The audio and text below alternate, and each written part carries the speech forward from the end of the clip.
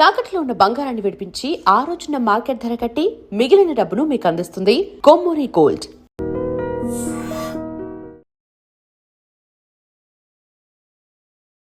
నమస్తే, welcome to ఐట్రిప్. April మాసంలో ద్వాదశ రాశుల వారికి ఏ విధంగా ఉంటుందో తెలియచేయడానికి ఈరోజు మనతో పాటు ఉన్నారు జ్యోతిష రత్న జ్యోతిష చక్ర వైభవ నిపుణులు డాక్టర్ రాళ్లపల్లి రవికుమార్ గారు. వారితో మాట్లాడి తెలుసుకుందాం. నమస్తే గురుగారు. నమస్కారం అమ్మా. గురుగారు, ఏప్రిల్ మాసంలో ద్వాదశ రాశుల్లో నవగ్రహాలు ఏ ఏ స్థానాల్లో ఉంటాయి? తప్పకుండా అమ్మా. శరదిందు సమాకారే పరబ్రహ్మ స్వరూపిణి వాసరాపీఠ నిలయ సరస్వతి నమస్తుతే. ఐడ్రీమ్ ప్రేక్షకులకి నమస్కారం. ముందుగా ప్రతి నెల అంటే మనం మాస ఫలితాలు చెప్పుకుంటున్నాం కాబట్టి అసలు ద్వాదశ రాశుల్లో నవగ్రహాలు ఎక్కడ ఉన్నాయి కూడా చెప్పుకుంటే మంచిది. చంద్రుడు అనుకోండి ప్రతిరోజు ఒక నక్షత్రంలో ఉంటాడు. సో చంద్రుడు అనేవాడిని పక్క పెట్టండి. ఫస్ట్ సూర్యుడితో స్టార్ట్ చేద్దాం. సూర్యుడు వచ్చేసి మనకి ఏప్రిల్ 15 నుంచి మే 14 దాకా ఇంచుమించుగా మేషరాశిలో ఉంటారు. సో సూర్యుడు ఉచ్చస్థానం అయినట్టమాట. అందుకే మనకి ఏప్రిల్ 15 టు మే 15 ఎండలు ఎక్కువగా ఉంటాయి అన్నమాట. సూర్యుడు భగభగ మండడానికి గల కారణం సూర్యుడు ఉచ్చస్థానంలో ఉండడం అన్నమాట. అది అక్టోబర్ 15 టు నవంబర్ 15 రవి నీచలో ఉంటాడు, అందుకే చలి ఎక్కువగా ఉంటుంది. బట్ ఫస్ట్ ఏప్రిల్ 15 టు మే 15 ఏమో రవి ఉచ్చస్థానంలో ఉన్న మేషరాశిలో ఉంటాడు. నెక్స్ట్ వచ్చేసి మనకి కుజుడేమో మీన రాశిలో ఉన్నారండి. అలాగే రాహు వచ్చేసి మనకి కుంభరాశిలో ఉన్నారు. గురువు వచ్చేసి మనకి మిథున రాశిలో ఉన్నారు. అలాగే శని వచ్చేసి మనకి మీన రాశిలోకి ప్రవేశించాడు ఆల్రెడీ. సో బుధుడు వచ్చేసి మనకి 10వ తారీఖు నుంచి 10వ తారీఖు ఏప్రిల్ నుంచి నీచ స్థానమైన మీన రాశిలో ఉంటారన్నమాట. మెయిన్గా ఈ బుధుడు నీచలో ఉండడం వల్లనే సో ఈ స్టాక్ ఎక్స్చేంజ్ అంతా పడిపోవడం, వ్యాపార నష్టాలు కలగజేయడం ఇవన్నీ జరుగుతాయి. ఎందుకంటే బుధుడు మెయిన్గా వ్యాపార కారకుడు, అలాగే మెయిన్గా స్టాక్ ఎక్స్చేంజ్, డబ్బులు, మనీ ఇవన్నిటి కూడా కారకుడు అన్నమాట. సో అందుకే పతనం ఇవన్నీ కూడా జరుగుతున్నాయి, స్టాక్ ఎక్స్చేంజ్ ఇవన్నీ కూడా. సో బుధుడు వచ్చేసి నీచ స్థానంలో ఉంటాడు. మళ్ళీ కేతు వచ్చేసి మనకి సింహరాశిలో ఉంటారు. శుక్రుడు వచ్చేసి మనకి 19 ఏప్రిల్ నుంచి వృషభ రాశిలోకి స్వస్థానంలోకి ప్రవేశిస్తున్నాడు. ఇది కాకుండా మెయిన్గా రాహు కేతువుల మధ్యన గ్రహాలు ఏం లేవు. అంటే అన్ని గ్రహాలు సవ్యంగా తిరుగుతాయి కనుక రాహుకేతులు మటుకు అపసవ్యంగా తిరుగుతాయి, యాంటీ క్లాక్ వైజ్. సో ఈ రాహుకేతుల మధ్యన గ్రహాలు ఏం లేవు కాబట్టి మెయిన్గా ఈ ఉత్పాతాలు అంటే మెయిన్గా మనకి జరిగే ఈ నష్టాలు అంటే ఎర్త్క్వేక్స్ కానివ్వండి, అలాగే మెయిన్గా వాల్కెనోస్ ఎరప్ట్ అవ్వడం కానివ్వండి, ఈ యుద్ధం జరగడం కానివ్వండి, ఇవన్నీ కూడా జరుగుతాయి. ఇవన్నీ కూడా ఏంటంటే జూలై దాకా ఇంచుమించు జూలై 30 తారీఖు దాకా ఈ కాలసర్పదోషం అంటారన్నమాట. రాహుకేతుల మధ్యన గ్రహాలు లేపడం, ఈ కాలసర్పదోషం వల్లనే ఇలాంటి యుద్ధ వాతావరణం జరగడం, నేచురల్ కెలామిటీస్ రావడం, అగ్ని ప్రమాదాలు జరగడం ఇలాంటివన్నీ జరుగుతుంటాయి. సో జూలై 31కి అవన్నీ కూడా వెళ్ళిపోతాయి. ఇవండి నవగ్రహాలు ద్వాదశ రాశిలో ఈ స్థానాల్లో ఉన్నాయి. గురుగారు, మకర రాశి వారికి ఏప్రిల్ మాసం ఏ విధంగా ఉండబోతుంది? తప్పకుండా అమ్మ. మకర రాశి అనగానే మనకి ఉత్తరాషాఢ 2, 3, 4 పాదాలు, శ్రవణం 1, 2, 3, 4 పాదాలు, ధనిష్ట 1, 2 పాదాలు, ఈ నక్షత్రాల సమూహంతో మనకి మకర రాశిలోకి వస్తుంది. మకర రాశి అధిపతి శని.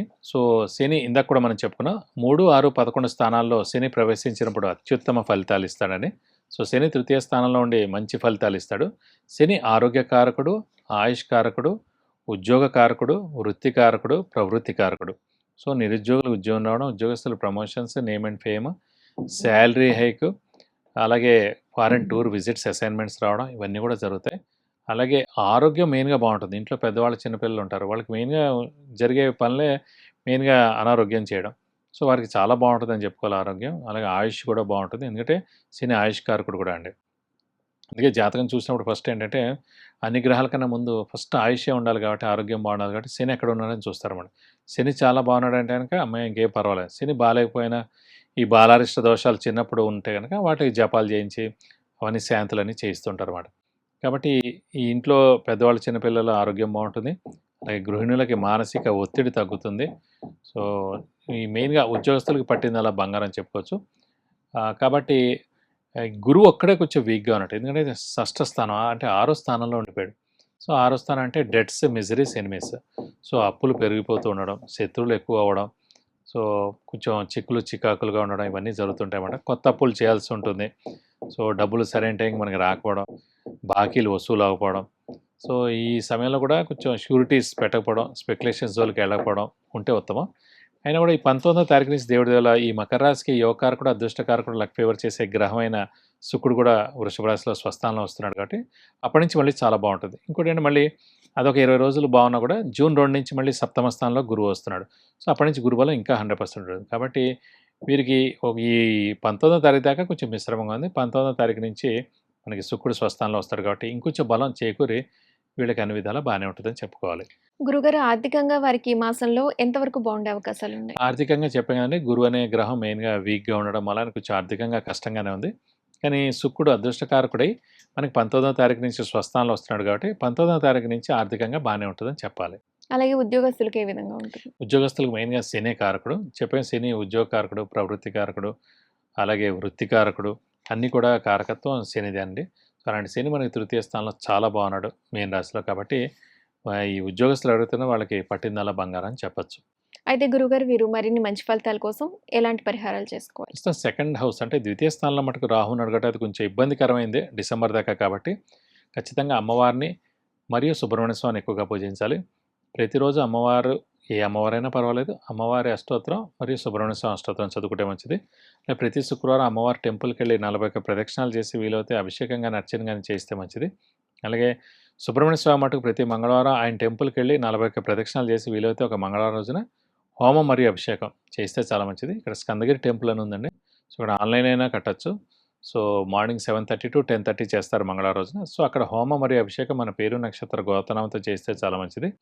ఇంకా రాహు అనే గ్రహం ద్వితీయ స్థానంలో మనకి డిసెంబర్ దాకా ఉంటాడు కాబట్టి వీలైతే రాహుకి 18,000 సార్లు జపం చేయించి మినపప్పు కేజీంపో ఒక 1,000 రూపాయల వర్త్ గోల్డ్ ఐటెం దానం ఇస్తానుక దోషం మొత్తం తొలగిపోతుంది. ధన్యవాదాలు గురుగారు. నమస్కారం. విన్నారు కదా గురుగారు చెప్పిన ద్వాదశ రాశుల ఫలితాలు మరియు పరిహారాలు. మీరు కూడా ప్రత్యేకంగా వివాహం మరియు వ్యాపారం, విద్య, ఉద్యోగం, అలాగే గృహయోగం, సంతానయోగం ఇలాంటి వివరాల కోసం గురుగారితో మాట్లాడాలి అనుకుంటే కింద స్క్రోల్ చేసే నెంబర్కి కాల్ లేదా వాట్సాప్ చేసి గురుగారు అపాయింట్మెంట్ తీసుకోండి. మరొక కార్యక్రమంలో మళ్ళీ కలుద్దాం. నమస్కారం. And for more videos, Please subscribe to iDream. Please subscribe to iDream. Please subscribe iDream. And please subscribe to iDream. For more videos, subscribe to iDream. please like, share and subscribe to the channel. Congratulations, iDream. subscribe to iDream. Subscribe to iDream. So subscribe to iDream Media. iDream ki iDream team అందరికి huge congratulations. Please subscribe iDream Media. Please subscribe to iDream. Subscribe iDream. Please subscribe to iDream. iDream అంటే నా కళల ఛానల్ను subscribe చేసుకున్న నోరు తిరుగుతలేదు. మీరైతే గంట గుర్తు కొట్టండి. For more such videos, please subscribe to iDream.